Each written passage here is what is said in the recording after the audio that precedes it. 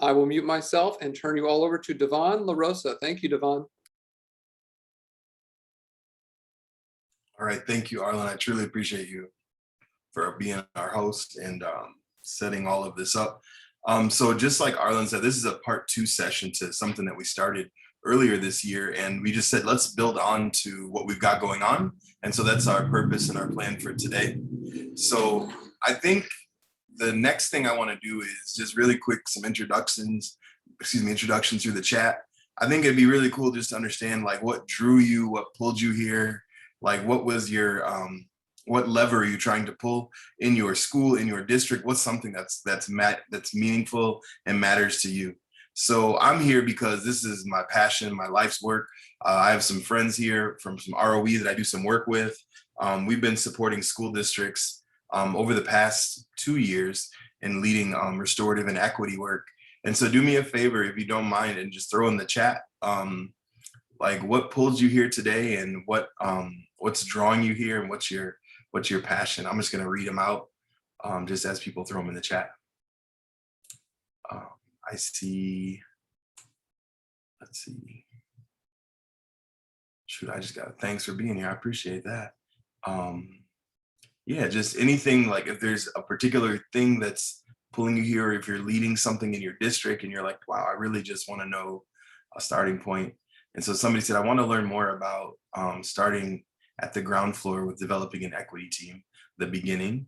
Someone else said, the more I learn, the more I want to learn.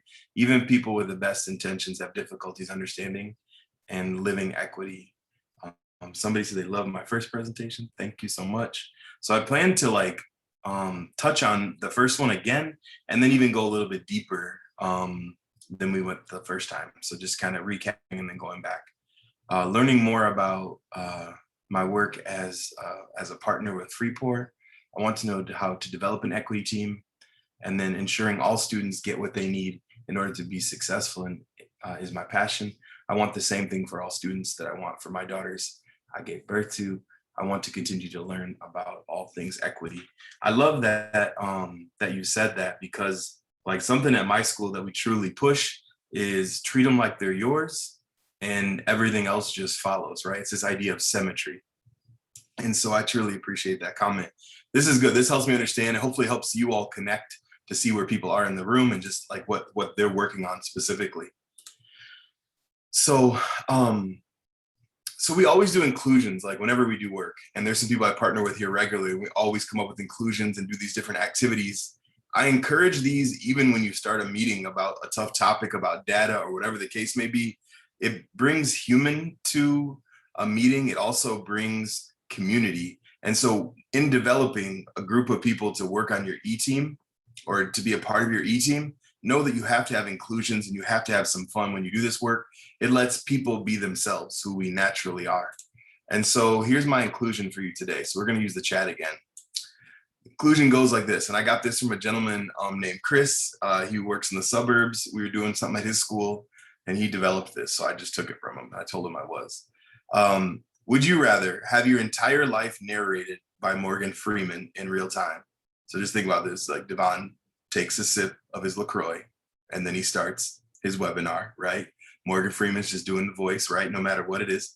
Or would you rather have walk-up music that changes based on the event, right? So, you know, you just finished cutting the grass, you're feeling good, life is good, you cut down that big bush in the backyard and you're like, I'm good.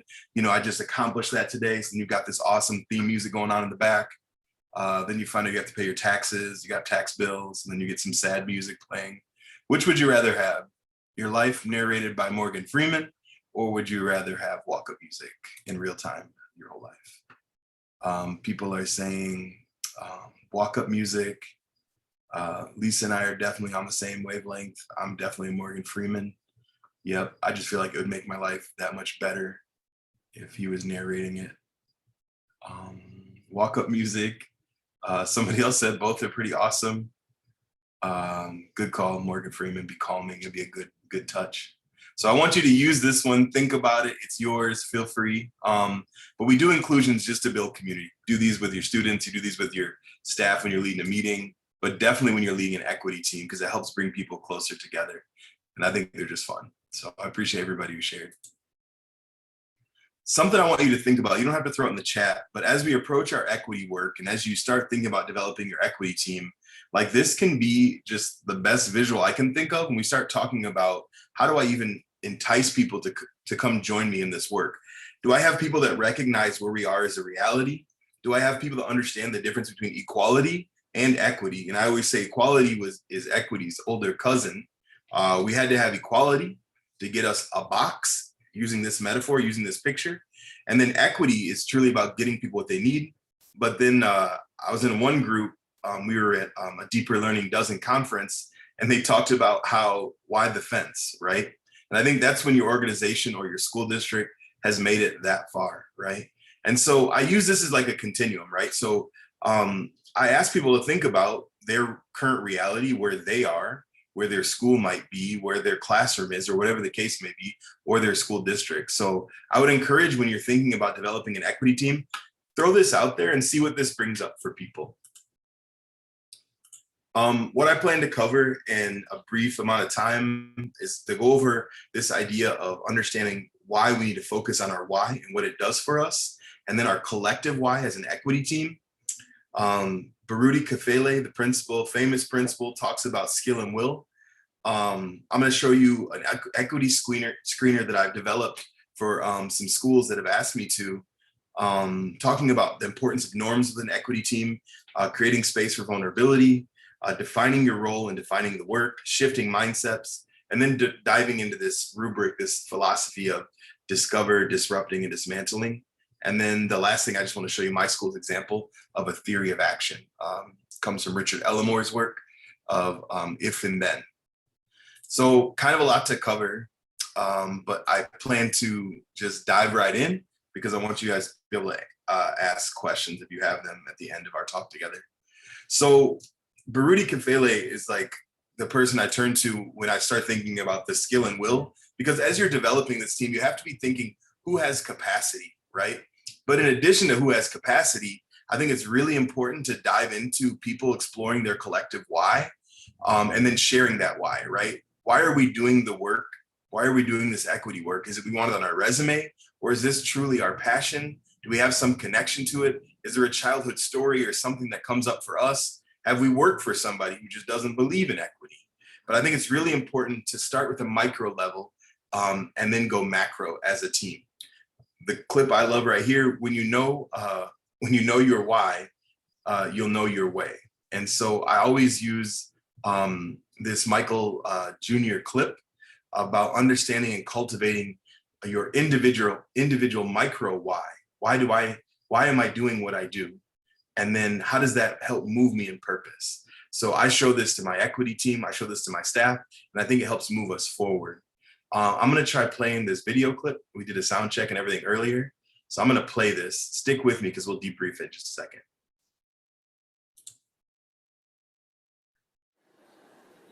How do I know? A lot of people, when they think of the phrase, how do I know, they always want to put the what behind it. How do I know what I'm supposed to do?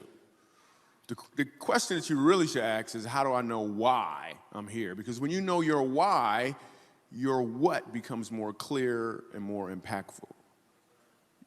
If you know, like for instance, people know that I do comedy, but that's what I do. My why is to inspire people to walk in purpose. So I can do comedy, I can write books, I can be in a movie, because all of it is motivated by my why.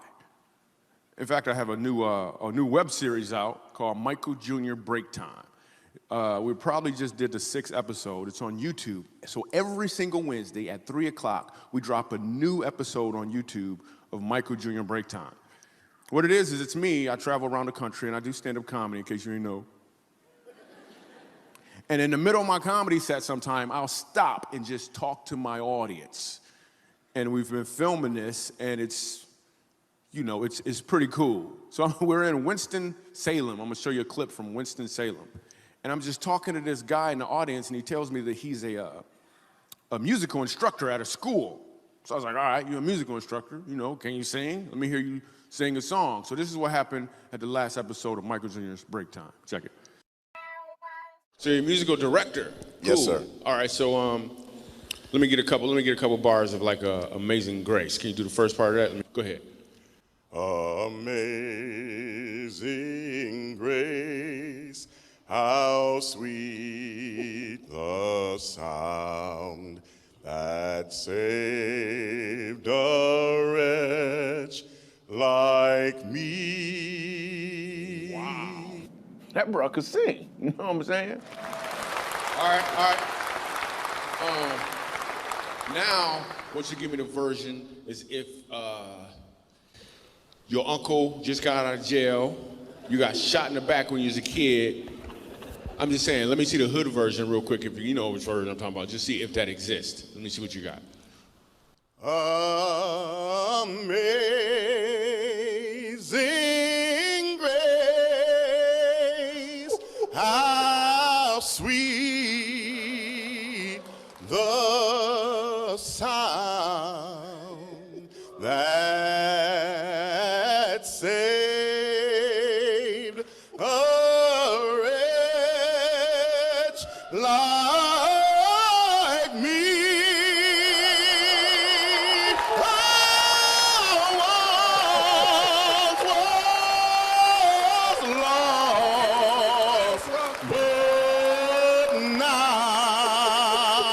Right now I'm found, was blind, but now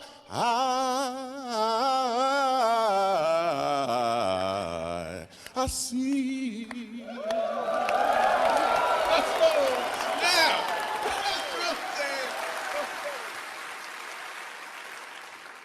Okay,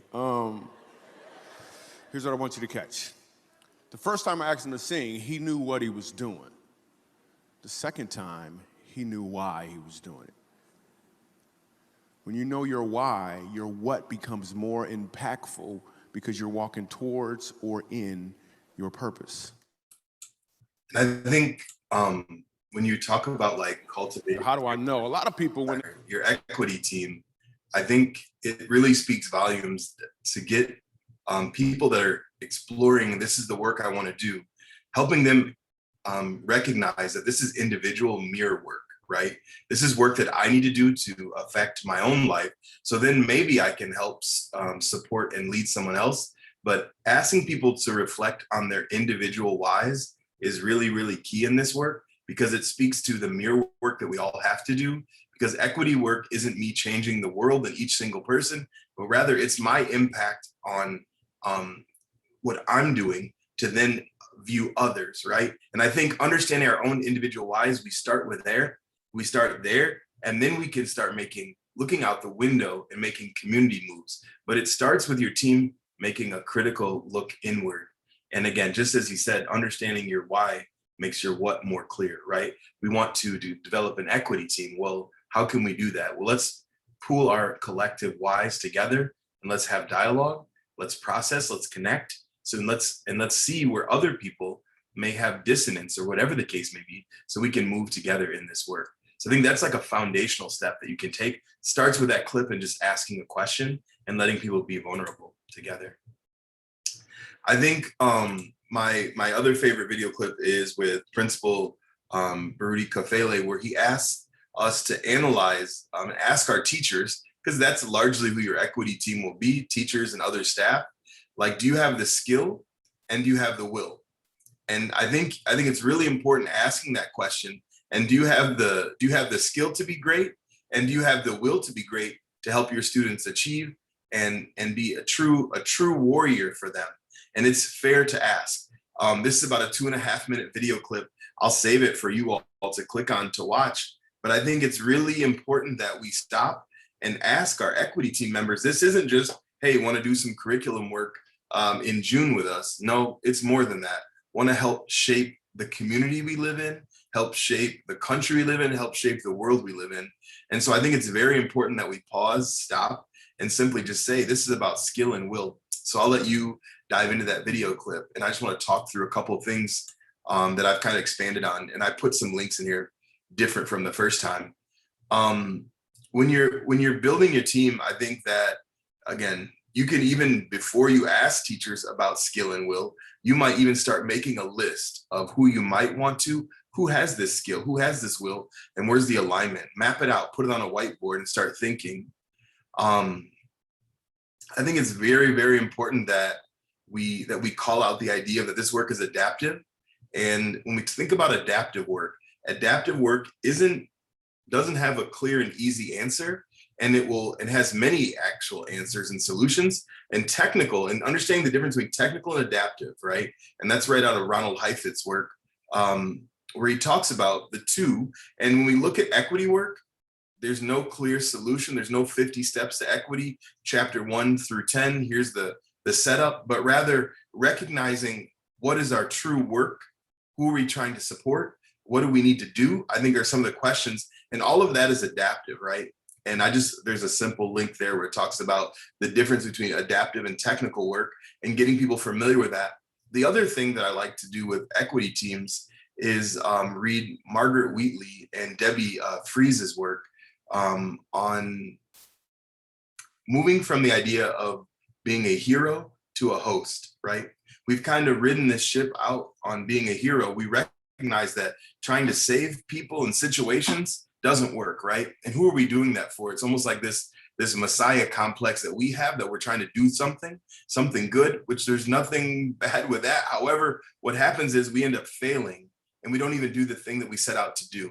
So how do we transition this hero wearing a cape to jump in and save people to this idea, this philosophy that I'm actually here to host this work and to help support others in this work? But first, like I said, it starts with us as individuals, and then we can move to supporting others. But it takes us out of trying to save people. People don't need that, right? What they actually need is some reality. They need support. They need coaching. And so how do we transition this idea from being a hero to a host? I put the link in here. It's just a PDF. Please check it out. It's a great place to start with your team as some pre-work. The biggest thing I can say is when building, maintaining, and growing your team, it's very important that you're intentional about who's at the table. When someone says that they're not getting it, or Devon, I don't know why we always start with race. How come we can't talk about ableism, right? Or how come we can't talk about something else? I think it's really important to use that as a teaching moment and a moment to show the team, let's stop, let's retool, let's unpack this together. Let's use the tell me more about that philosophy. And so I think that's really important with your team. Something that I added recently is schools have said, Devon, we want to create an equity team, but we have no clear way where to start. And I was like, cool. So Google Forms cost nothing, essentially, right? So let's make a Google form, send it out to staff, put it on a timeline. We're gonna make a Google form, send it out to staff, see who's interested, and then we can start our skill and will work. Then we can invite some people once we put this screener out and just ask them some questions, right? So we're asking them some questions about, tell us about your journey with equity. I used to think before, but now I believe, and ask people to share their vulnerable stories. Ask them to articulate their why in this Google form, and ask them what drives them to support marginalized groups and disenfranchised students, parents, and communities. And then I have other questions where I'm like, tell me where you've done this. Tell me where you might want to do this. What equity topic are you most passionate about that you'd love to create some sort of dialogue or question or push staff in thinking something. And so with this screener, I would make a screener and a timeline, get it out. And then I would invite people to come virtually or in person to a meet and greet and talk about their whys and kind of get them out there in the open and see who's willing to lead and be vulnerable, because that's who you want on your equity team. Once you have your team, I referenced this before, but I think it's really important that you just set up some, not boundaries, but some grounding of the work we're going to do. This isn't to save all the people who are doing all the things wrong, but rather equity teams have to stop, pause, and look at a mirror and recognize that their work is about doing mirror work first. Insights into themselves, their beliefs, their identity, and their experiences, their strengths, their fears, all of those things. We have to get good with ourselves, and it's practicing self-awareness. And then we have to then pause and say, once we feel good looking in a mirror, once we feel good about this work we've done, and we put some time in, I think it's important now to then talk about looking out a window and looking out into our classrooms, looking at our students, our families, our colleagues, our schools, our organization, our school district, our town, and saying what change can we affect and where do we start, and create a strategic plan. But it starts with the mirror before we look out the window. I use these National Equity Project norms and these commitments. Anytime we start a meeting, an equity meeting, we always lean into one of these norms, and it helps people hold space and frame their thinking for the day. I'm a high school principal, so I can speak all day long, but I won't, I promise. I'm gonna give you all time for questions and just any thinking you wanna push me on. But I ask people, even before a meeting, whether it's an instructional meeting, a data meeting, operations meeting, I ask people just to lean into one of these, notice moments of discomfort and stay curious, speak their truth without blame or judgment, listen fully with their ears, eyes, and heart, or just being open to what's happening in the meeting in this experience, and using like non-judgmental like thinking as we approach it. So I ask people just to lean into one of these. At an equity team meeting, it's very important that you set up the mirror and the window, and that you also have specific norms, and you can create them yourself if those are too broad or you don't like them, or you can add on to them. I think the other thing is a team that can be vulnerable together and share together. I think it's really, really important because when we do equity work, it's all about, in part, storytelling and respecting and acknowledging other people's stories and their lived experience. So I think one way that we've done that in schools is we'll use dyads as a lever to tease out vulnerability. So after watching that Why video clip with Michael Jr., we might then ask people to go into a dyad. And a dyad is essentially two people sharing on some topic. It goes like this. The logistics are people have equal time to talk. So I may say you each have 3 minutes. We're going to employ this idea of constructivist listening, where I'm truly just going to listen to hear what you're saying, not to respond to what you're saying. And that's not to say I can't connect with you, because in a dyad, you most certainly can connect with people. But I'm not listening to then add my story about the one time when I was 7. That happens later. But in the dyad, I first want to, if it's my turn to talk, I'm going to share my experience. And then from there, I'm going to pivot and let you share your experience, where I'm not going to be ready to comment or respond. You listen without interruption, you maintain confidentiality, and then you don't criticize or complain about others during their time. It's not a time to talk about why you don't like your boss or this new thing that we just got and why it's so difficult. That's not it. If you do this prescribed with just these bullets, what happens is you're going to get vulnerability and people connecting. Anytime we've ever done this, people truly dig in, get personal, and they can't wait to get their piece. And what you often hear is that felt really therapeutic and it costs nothing. You don't have to be an LCPC, although I respect LCPCs, but I'm saying what this will allow on your team is an opportunity for people to share and to truly be heard without feeling like I have to match you or compete with you. The other thing that I've done at my school, just as a way to truly build relational trust and create this idea of vulnerability, is we do soul stories. During the pandemic, we were doing them every Tuesday at noon, where we invited staff, myself, students, community members to come in and tell their soul story. And it was really powerful because people got very, very vulnerable, very, very fast. And it was amazing. Many people from my equity team shared their soul stories. And the way we were able to connect, on the level we were able to connect was amazing. But it let everybody know we're human. We got to see the humanity in each other, and we got to share something that no one else knew about us, but it was our lived experience, and it wasn't open for Q&A, right? It wasn't, Devon, tell me about that time when you were 14 and ... It wasn't that.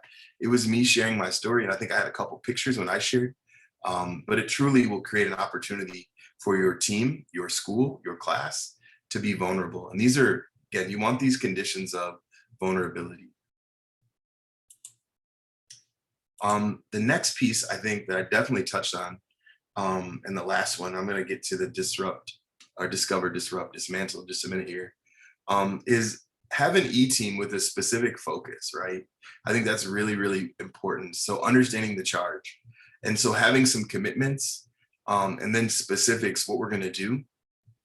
I would say outline 2 to 3 priorities. When schools have me come in and give them some support on where we begin, I just use a generic equity team commitment framework, and this is kind of it.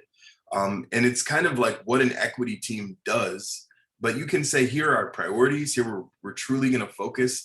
This year, we've had a team for 5 years, but here's where I think we should go with it. Get some consensus and let the team help drive. But like convening an equity team without a purpose, a plan, or what you're trying to do, that's a step and it's a start. But I think putting specifics to it will help drive the work of the team and give scope and sequence, which will truly help the team thrive.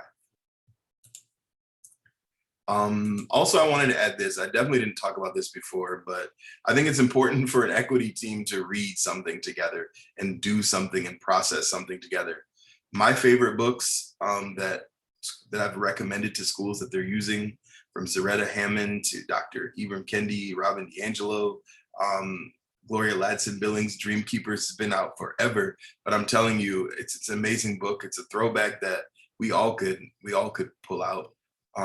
My other favorites, Beverly Tatum, Why Are All the Black Kids Sitting in the Cafeteria Together, Black Appetite, White Food.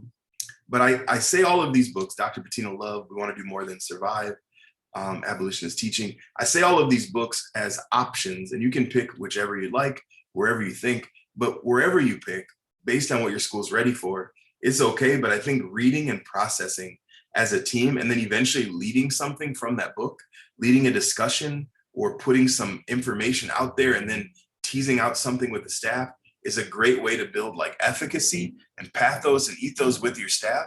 And I think it's going to give your equity team like a sense of, we did this. And so now we are, not say experts, but we have something to share in this.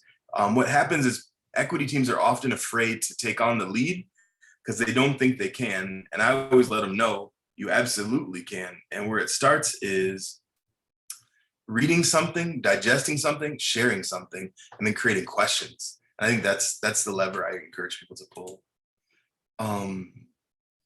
So when we think about this work, it's really about these 3 areas: recognizing where my school is, my classroom, my district. Are we at the discovery phase, the disrupt phase, or dismantle phase?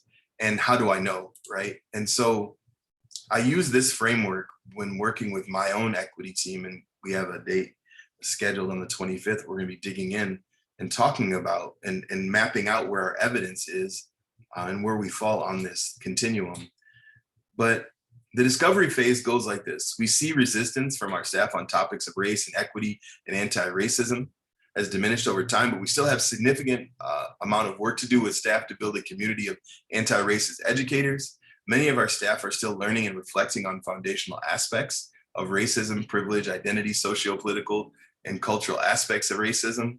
And then we still need to develop better systems and processes for using our school's data. And if there's been harm with staff and families or students of color, we had inadequate understanding of the impact, right? And that's an intent impact. So I asked my equity team to talk to me about incidences at school where we're doing things right or they're misses, right? And so we look at this, and I always say 2 to 3. If you can say yes to 2 to 3 of these, that's probably where you are. In the disrupt phase, we have more of an emergence of people doing things. And so it looks like this. When pushing the agenda for racism and racial justice, we have a critical mass of staff who have demonstrated the willingness to participate in race and equity PD, speak up freely, offer to lead, and find joy or urgency in doing this work. So when you do that screener, if you get 100 people responding back, I'm gonna say you're in the disrupt phase, is my belief. And with one school, we did the screener, only got 3 responses back. The thing I will say is send it out again and then pepper it. Go ahead and reach out to Arlen and Kim and say, hey, Kim, Arlen, I sent that out Friday. Did you have a chance to look at it? And it's okay if there's people you want on there to pepper it and remind them that you sent it out. People get busy, but when we start talking about being in the disrupt phase, people just feel this sense of urgency and they're ready to stand up. They may not even know what to say, but they're ready to stand up. As a staff, we have a race and equity team who has helped to design and host space for race and equity learning. and we use our school data to drive conversations. Using data is big, right? That's that sustainability piece. As a staff, our Black, Indigenous, people of color speak their truth, but do not carry the burden of teaching everyone. When Dr. Love came out to my school to help coach my school on our equity team, she pointed to me and said, he shouldn't be leading all of this, right? Who else should be leading it? And then as a staff, white staff are willing to do their own learning and are working to be allies. And I would even say co-conspirators of students and staff of color. Look for evidence. Where do we have wins and where do we have misses, right? Analyze this piece with your team as well. And the last phase is the dismantle phase, right? And so in this way, what we're gonna do, we've moved through Discover. We were reading things in Discover. We were kind of dipping our toe in the pool, so to speak. And then with Disrupt, we went into the pool up to our knees. We talk about Dismantle. We're really looking at like systems at district level or school level and policies, right? And Dr. Ibram Kendi talks about we have to uproot racist policies and policies that have injustices built within them because they default right back to the same thing unless we truly uproot them and do something different. So Dismantle goes like this. We've developed processes to address real differences, tension, and consciously try to mend problems with families and students by focusing on the gaps and opportunities and the impact of our actions. And the key thing is the impact of our actions. We analyze our school instructional and assessment data to stay focused on the student groups that need us the most. We call those focus students. We spend dedicated time focusing our solutions and innovations on our focus students. We could even call them learning partners if we've read Zaretta Hammond. We use our school improvement plan to intentionally focus on racial implications of our actions by looking at climate, our behavior education plan, and other data, including qualitative and data such as empathy interviews or focus groups to keep us grounded to reality. And I think the key part here is mobilizing your school improvement team around the students who need it the most. And what levers are you pulling to change that? We actively ask our youth and families, especially Black, Indigenous, people of color, to advise us or share their perspectives. And this is just empathy interviews, right? The power of an empathy interview is amazing, but we have to like lean in and use it more. And empathy is a fancy way to say, come see my world as I see it and truly understand. The last part is we have classroom teachers, department leaders actively examining the curriculum and defining new ways to integrate SEL into lessons, honoring socio-political aspects into the curriculum, working to be, I would say, co-conspirators and abolitionists. So when I bring up our work as an equity team, I think it's really important to understand that it's these three phases. Where are we and how do we know where we are and how do we move together, right? And these are just like reflective questions I would ask my team. I wouldn't start here because it could be like overwhelming and they're not going to have evidence, but I think you move your team to here. And this is like the key part of where I wanted to push people today is asking your team once you get here, where am I as an individual? Where are we as a team? Where are we as a school or district? What indicators or evidence can I point to? And then where do we go next? And what levers should we pull to get there? And I think those are like the key pieces. The last thing I wanted to leave you with today is Dr. Ellimore's work, Harvard professor, former Harvard professor. He's since passed at the Harvard Graduate School of Education, a leader just on this topic of if and then, right? So if we implement the following strategy, if we develop an equity team that's truly going to fight for social justice by developing a team who's going to monitor data, then we can expect that our students will experience a school where they truly belong. And I'm just making this up, taking his theory here, if, by, then we. And so my school did something like this. So we are La Follette, a learning community committed to anti-racism, supporting students to thrive. We believe that Black lives matter and all members of our community are seen, valued, and deserve to be loved. Our students will thrive when we create the conditions for them to do so. Our policies and practices must be rooted and reflective of our equity vision. So we will intentionally build learning partnerships with students and families, elevating and lifting up their voices. And that's something we truly leaned into in the pandemic. We collaborate to fight for equity by creating learning experiences that resist white supremacy and empower our BIPOC students. Continuously look inward to examine our policies and practices through an equity lens, seeking continuous improvement. And this is like that audit piece, the piece we're going to continue to dig. And whenever we think we've got something, well, let's scrub it again, because we may be missing something. But when we talk about what Dr. Ellamore said about if we, by then we, it's a theory of action. If we do these things, we can expect these results, right? And this is something you can craft with your equity team, right? And this is kind of like moving from starting an equity team and finding out who should be on the team, all the way to learning with the team, moving to understand what our role is in the team. Ultimately, what are we going to be doing that's sustainable for our school? Recapping, putting it all together, we looked at our whys, we looked at it's okay to screen, we looked at skill and will, we set norms, we created space for vulnerability, we defined our work, we talked about shifting mindsets, and discover, disrupt, and dismantle is our work. And then finally, I ended with talking about our theory of action. I think just some closing moves are, I'm gonna have an exit ticket. If you just fill it out for me, I'll drop it in the chat here in just a second. I'm gonna take questions. The books, again, I'd be happy to take any questions, or if you have anything on that. If you need me or have a question or wanna like chat about something you got cooking, I'll be happy to chat with you too. But yeah, I'm super excited. Thank you all for listening to me today. I'm leaving about 10 minutes intentionally here. Again, I'm a high school principal. I could talk for many hours, but I will spare you. But I would love to just hear anything from you that's on your mind. But please fill out the exit ticket for me, and I'm dropping it in the chat. And use these resources as you see fit. And yeah, Arlen, I'll ask you to help me facilitate this Q&A part. Thank you, brother. Absolutely, Devon. Thank you so much for sharing this important equity work with us. Really appreciate all the helpful insights and tips you can give. Now we've got plenty of time for questions too, so feel free to type your question into chat. You can either send it to everyone so that we all can see your question, or you can send it to hosts and panelists, and that will make sure that Devon and I can see it. Devon's posted a couple of links into the chat there, your exit ticket. Make sure to fill that out before you go. But we will open things up for questions. If you'd like to come on the air and have your mic unmuted and ask your question verbally, just raise your hand and I will give you microphone privileges. So you two ways to ask a question, one through the chat and one verbally on the mic.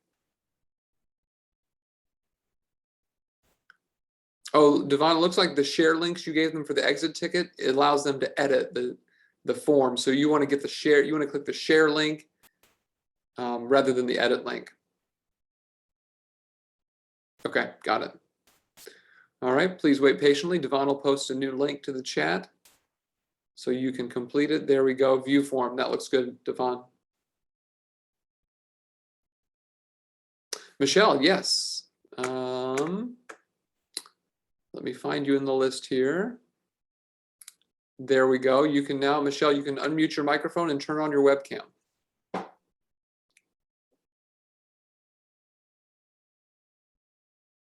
Okay, Michelle, it appears you're unmuted, but I'm not hearing anything. Could be a situation where the mic's not communicating with the computer.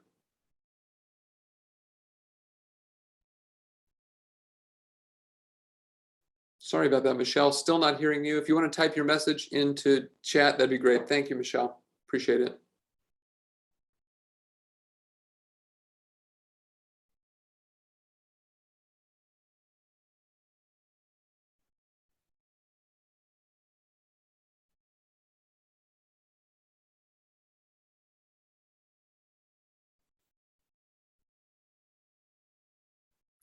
And if anyone else would like to speak, just simply raise your hand and I will unmute your microphone. And the raise hand is located on the bottom toolbar, kind of to the right. Click on that and I'll allow you to talk.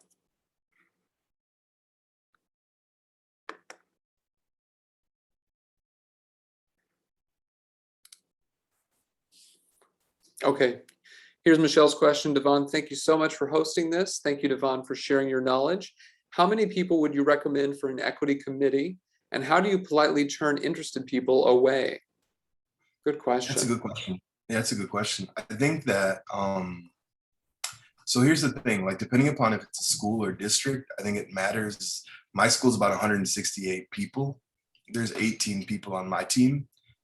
So if you're an elementary school of 40 or 50 people, I would say, 8 to 10. But here's the thing, if you have 11 responses, I would go through, and I'm gonna say the word interrogate, but I don't mean it like in a negative way. I mean, do you have people willing to share? Do you have people willing to stand up? Do you have people willing to lead?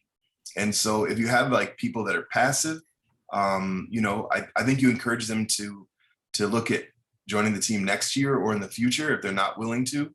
But someone joining the team to simply just hear responses, but they never contribute is not really reciprocal. So I think you have to gauge, like, if you know the people that are applying and just be willing to have that conversation. And I put it out up front.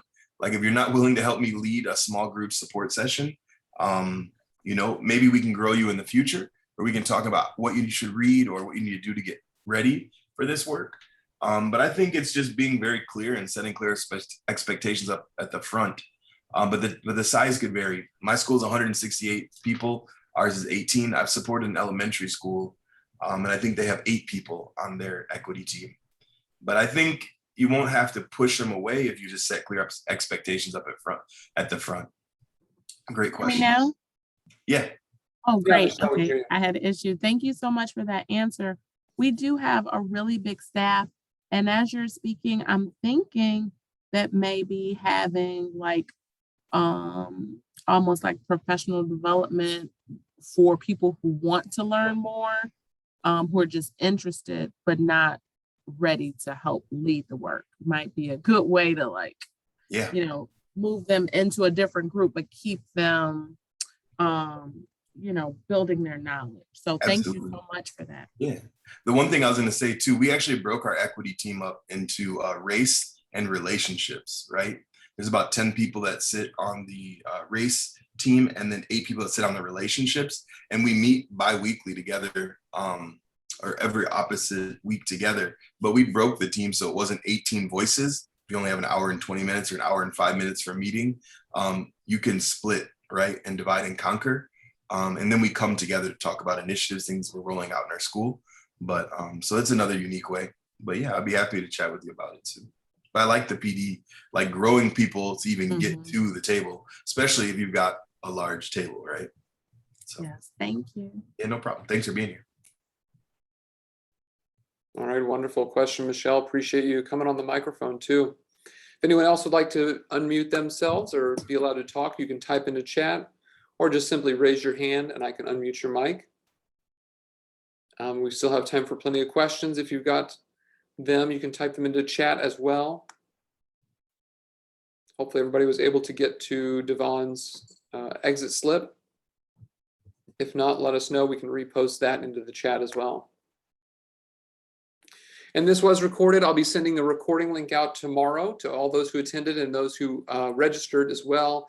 For those who attended, I'll be sending an evaluation link, which once completed, will give you the ISBE evidence of completion form for getting your professional development clock hour for attending this session today. So Devon, we'll wait for a few more minutes, see if anything else pops in.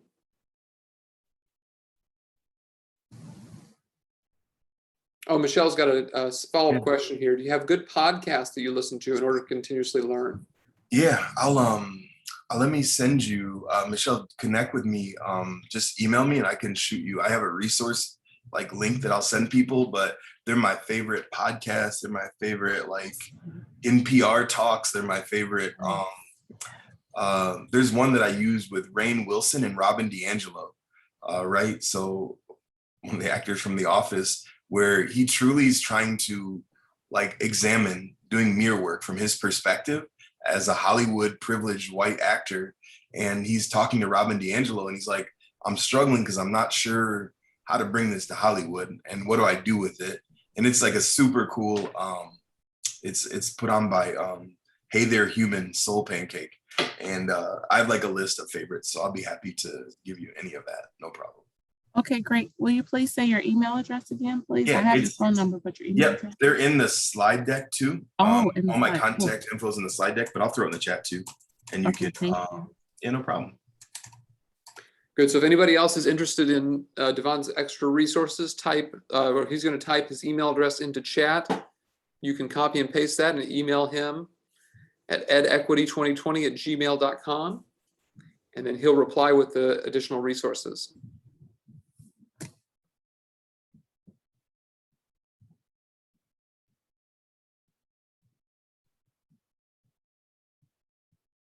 Are you going to be presenting anywhere soon?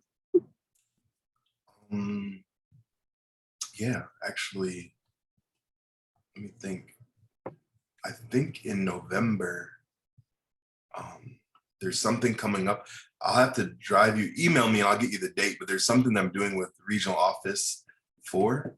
And some of those folks are on here, but it's a region-wide event. You should check it out. Email me, I'll get you a flyer and stuff. And then there's a podcast we're doing with Harvard Education Now on, I mess up the title, but like free range, like chickens, right?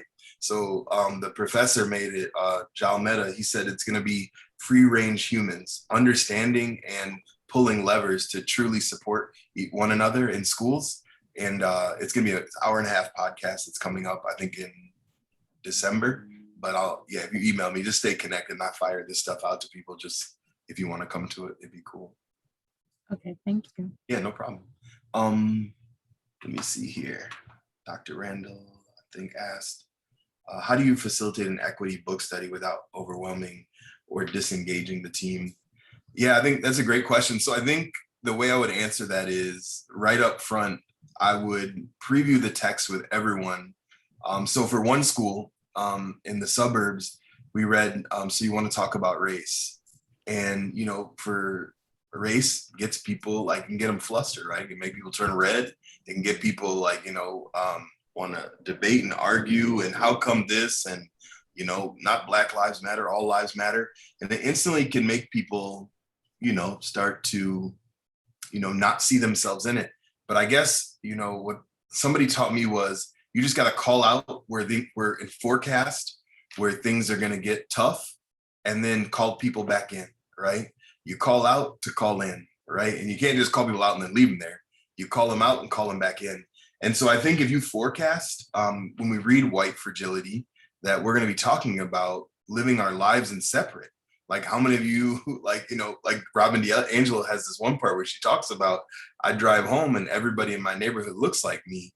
And I start wondering, is this like this subconscious bias that is manifesting itself, but what am I doing to disrupt it? Like people will start examining, wow, like actually when I go home and people I interact with, I do live my life in separate. So, you help people understand we're recognizing and then what to do with it with some next steps.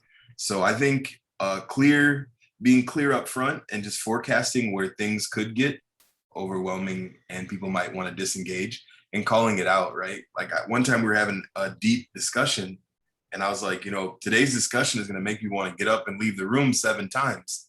And we just called that out and people stuck with me through the whole meeting and we had really good dialogue. So I forecasted it and then just let people know what to expect. And then also people are looking for where to go with it, right? Like, what do I do with this info? Having a couple actionable steps that people can take, I think is the lever for me. Good question. We'll talk more about it, Dr. Randall. Appreciate you. Appreciate you.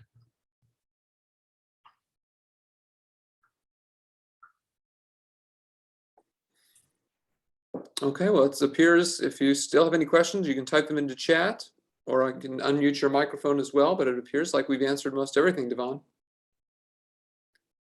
Thanks for sharing your email address for people to follow up with you. Devon just posted the exit slip into the chat. One more time, make sure to complete that to give him your feedback. Devon, we appreciate you. Thank you so much. We're looking forward to doing another presentation in October. So we'll be sending out information about that once we get title and description. Perfect. I appreciate it. Thank you for having me back. And thank you everyone for being here. And feel free to share and reach out if you need anything. Let me see. I'll give me a second. I'll try to fix the form to make sure it's good for everybody. Okay. Appreciate it. I'm going to stop the recording.